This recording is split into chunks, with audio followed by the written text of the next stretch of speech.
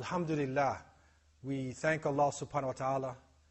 We thank Allah over and over again for the blessings of being Muslim in the month of Ramadan. The blessings of being able to review our lives, to be able to have a new start, and to be able to prepare ourselves for the rest of the year and for the trials and temptations in front of us.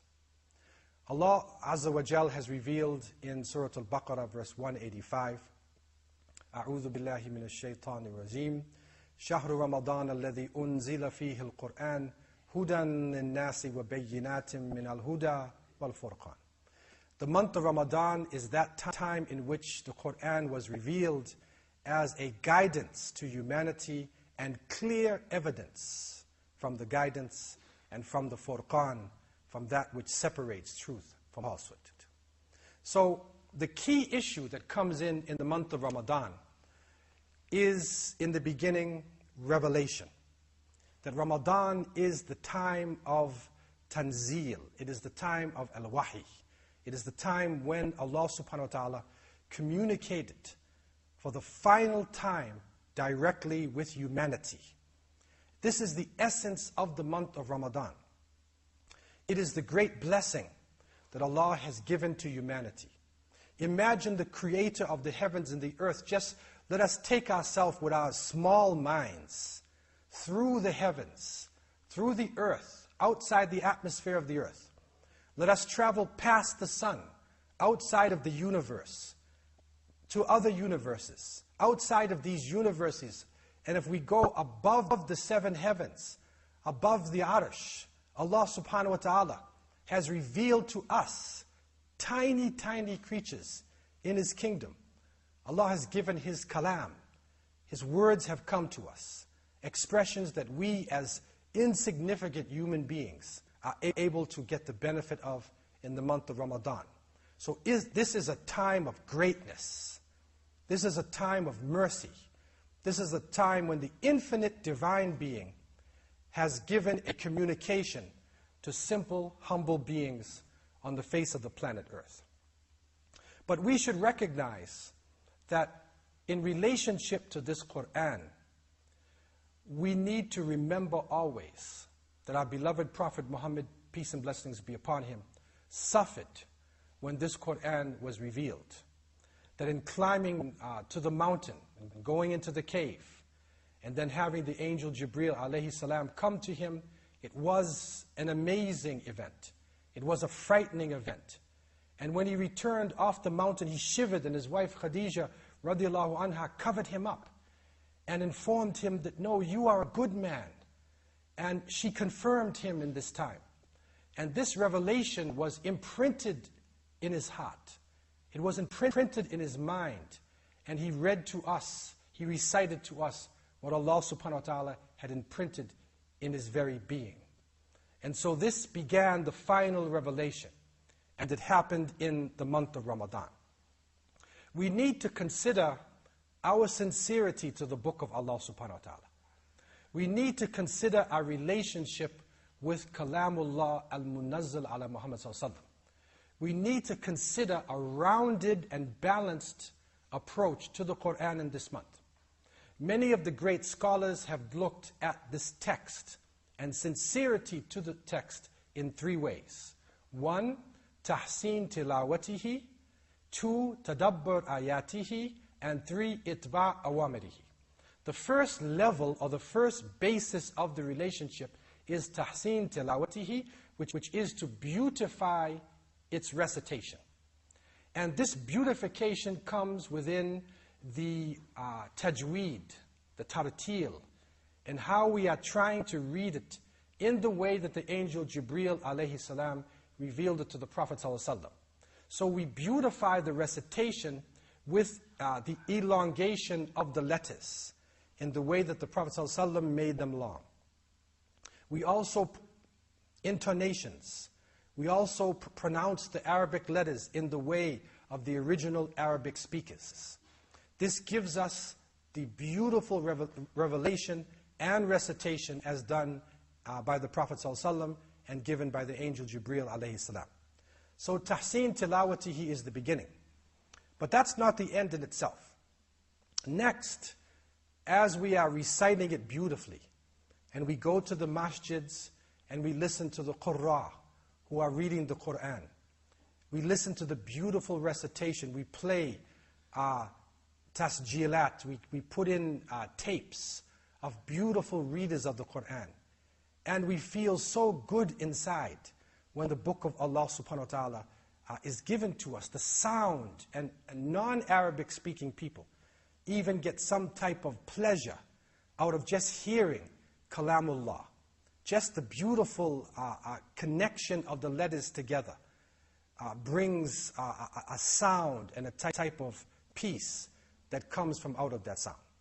But this is not enough. We need to take it to another stage. And that is tadabbur ayatihi, that we need to reflect upon the verses. Reflect upon the signs that come out of these verses. This is the Kalamullah. These are the words that Allah subhanahu wa ta'ala has revealed to humanity. Imagine a book where a person, an Arabic speaking person, in the time of the Prophet ﷺ could hear one verse and accept Islam. They could just hear the connection of Alif, Lam, Mim.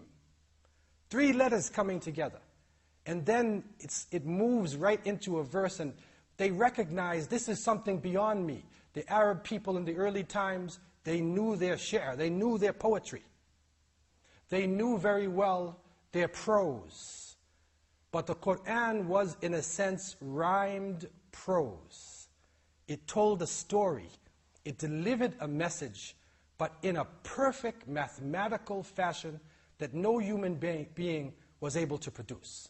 So they would listen to one word or one set of words, and that would cause them to change their way of life. So in this, let us reflect upon a few verses.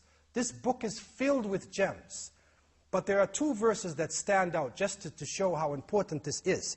And at this time of the month, as we are moving toward the first third of the month of Ramadan and coming out of the first third of the month, in Surah Al-Ra'd, in verse number 11, Allah tells us, أعوذ بالله من الشيطان الرجيم إن الله لا يغير ما بقوم حتى يغيروا ما بأنفسهم وإذا أراد الله بقوم سوءا فلا مرد له وما لهم من دونه من وال.